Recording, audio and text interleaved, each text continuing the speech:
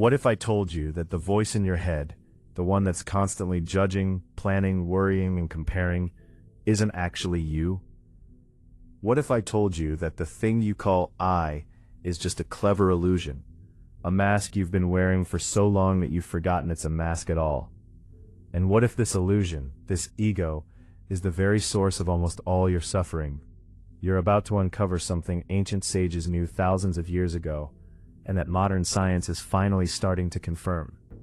By the end of this video, you'll understand why the feeling of I control everything is the biggest lie you've ever believed, and how letting go of that lie can set you free. So before we go any further, if you're ready to explore the truth beneath the surface, hit that subscribe button. Let's dive in. Let's start with something you experience every single day, that feeling of being in control, of being a separate self, navigating through life, making decisions, trying to get things right. We live in a culture that celebrates the individual, the self-made person, the one who pulls themselves up by their bootstraps, the one who controls their destiny, and this sense of self feels solid, doesn't it? Real. But here's what's fascinating. According to Harvard psychologists and neuroscientists, this feeling of being a fixed, separate self is nothing more than a neurological construct. It's your brain's way of making sense of a chaotic world. It creates a character for you, a protagonist in the story of your life. But this character isn't real. It's a fiction. And when you identify with this fiction, when you believe you are the character, you suffer. Here's the problem. The ego, this false self, doesn't want you to be happy. It wants to survive.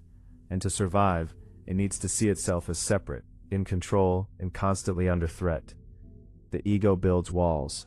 It creates categories. Me versus you, my tribe versus their tribe, what I believe versus what you believe. It's the source of anxiety, comparison, fear, and judgment. As the great Indian sage Ramana Maharshi taught, the ego is nothing more than a thought that claims ownership of the body and the mind. It's an imposter, pretending to be the real you. And when you start to investigate this imposter, when you look for it, you realize it isn't there. It's a phantom, a ghost in the machine. So if the ego isn't real, why does it cause so much suffering? That's exactly what we're going to uncover next. Now, this idea isn't new. In fact, it's one of the oldest truths humanity has ever discovered. Thousands of years ago, the ancient rishis, the sages of India, used a word for this illusion, Maya. It means the illusion of reality, the veil that makes you believe the world you see is all there is. And they called your true self, the one beyond the veil, Atman, the eternal unchanging essence that exists beyond the fluctuations of the mind. The ego, in this tradition, is the false identification with the body and the mind. It's the voice that says, I am this body, I am this job, I am this reputation, I am my pain, I am my success. Eckhart Tolle, whose teachings have reached millions of Americans, says it this way: what we call my life is a mental fiction. It's a script we've been following, often unconsciously, passed down through generations, through family patterns, through cultural conditioning. And when we identify with this script, we become unconscious. We play our part and go through the motions believing the story is real. These patterns often go back generations, what psychologists today call generational trauma. Family dysfunction becomes part of our story, and we carry it forward without realizing it. The ancient sages called this entanglement karma, not as punishment or reward, but as the natural consequence of cause and effect. When you act from the ego, from separation, fear, and control, you create ripples that reinforce your suffering. The good news? When you step outside of the illusion, the ripple stops. You realize the water was always still beneath the surface. But how do you step outside the illusion? How do you dissolve the ego? The ancient sages offered one primary method: self-inquiry.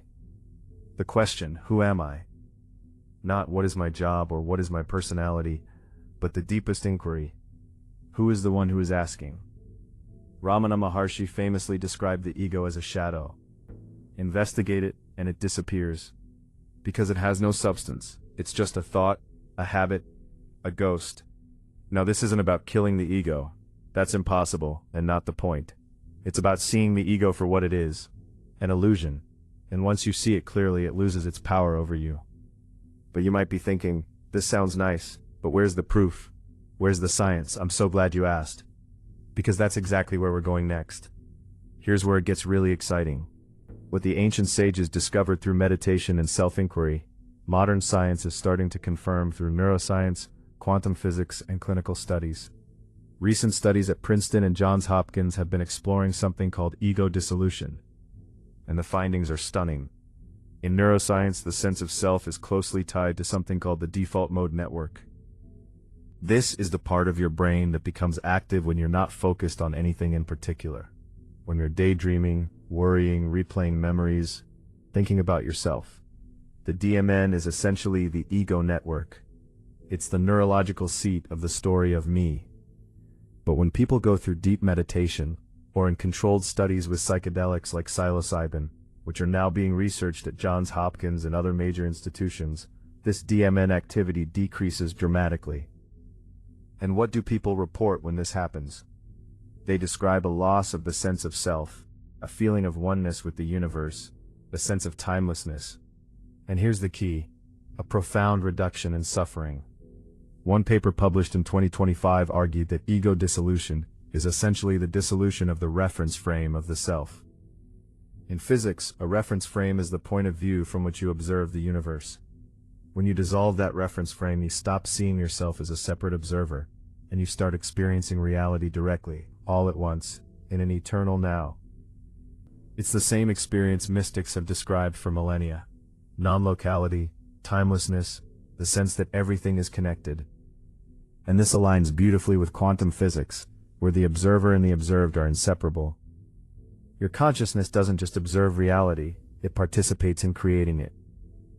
Now I want to be careful here. I'm not saying science has proven the existence of the soul, or the nature of ultimate reality. But the parallels are undeniable. As one researcher put it, what physics can only deduce mathematically, consciousness can apprehend experientially, but only when the reference frame that normally filters that apprehension is dissolved. In other words, the ego, your sense of being a separate, controlling self, is like a filter. It narrows your perception, limits your experience, and creates the feeling that you're alone and in danger. When that filter dissolves, you experience a much larger reality, and that reality, as the ancient sages promised, is free from suffering. How do you dissolve the ego in your everyday life? Not just in a meditation retreat or a clinical study. That's what we're going to explore next. So you're convinced the ego is the source of suffering, and dissolving it, even just a little, can bring peace. But how do I do this in my daily life?